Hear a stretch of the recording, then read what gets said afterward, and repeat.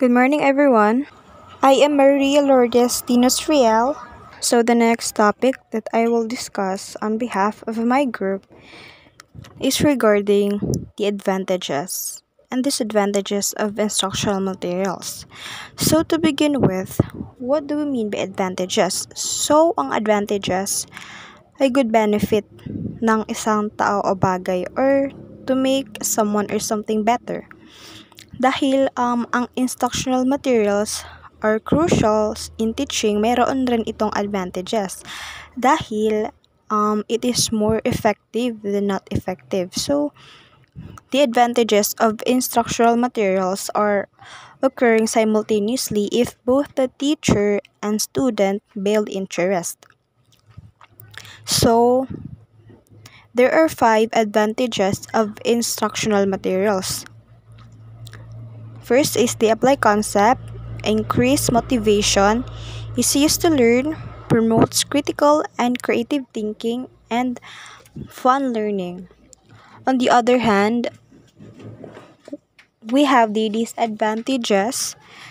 But before we start, what do we mean also by disadvantages? So, disadvantages, parang it's the vice versa or yung kung sa advantages ay good benefits, sa disadvantages naman is yung mga hindi magagandang benefit or the bad benefit ng isang tao or bagay. So, mayroon ding mga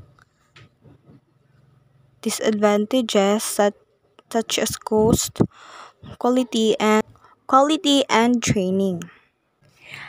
Okay, so let us discuss the advantages of instructional materials. So, first is the apply concept.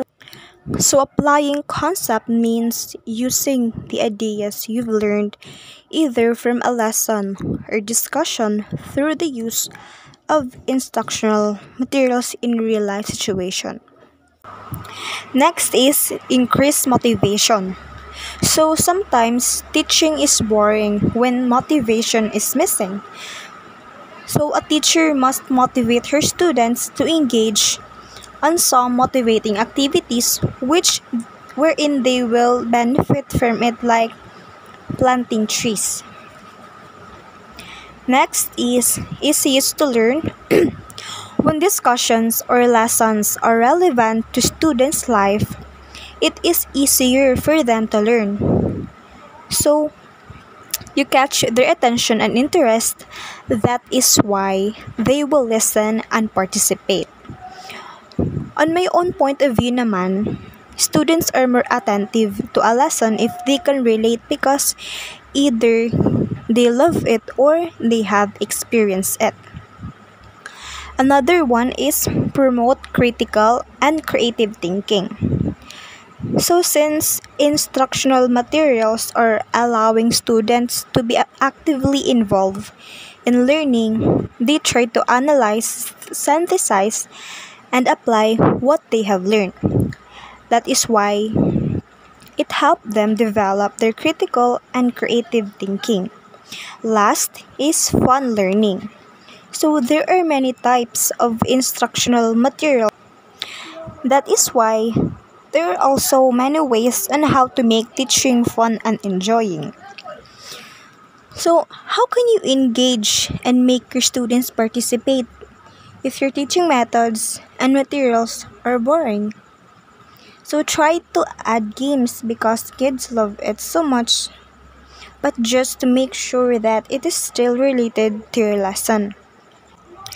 So moving forward, we have 3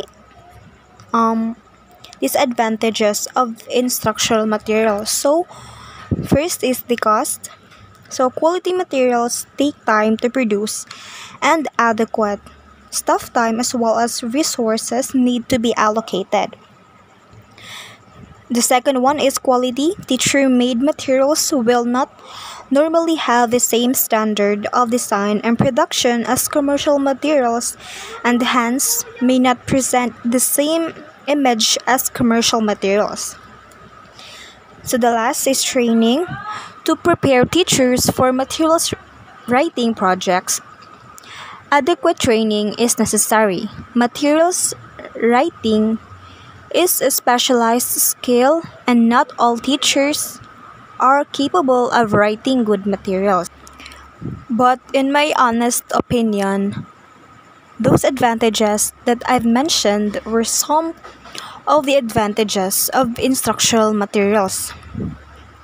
Dahil ang instructional materials ay may malawak na range o saklaw ng advantages such as you have the control of those instructional materials.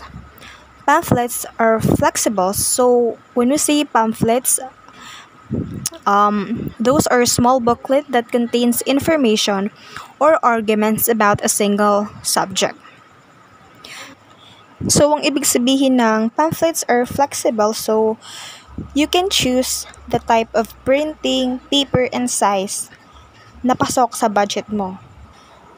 Another is books are readily available. So, this is correct dahil ang mga books ay available such as sa school and sa mga stores like National Bookstore.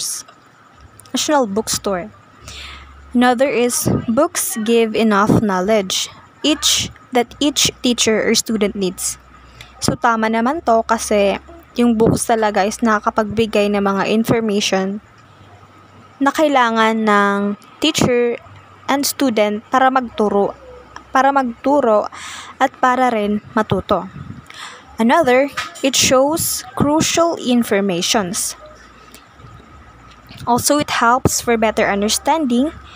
It helps students' mind to work quickly, not expensive, easy data gathering, etc. So, you've heard some of the advantages.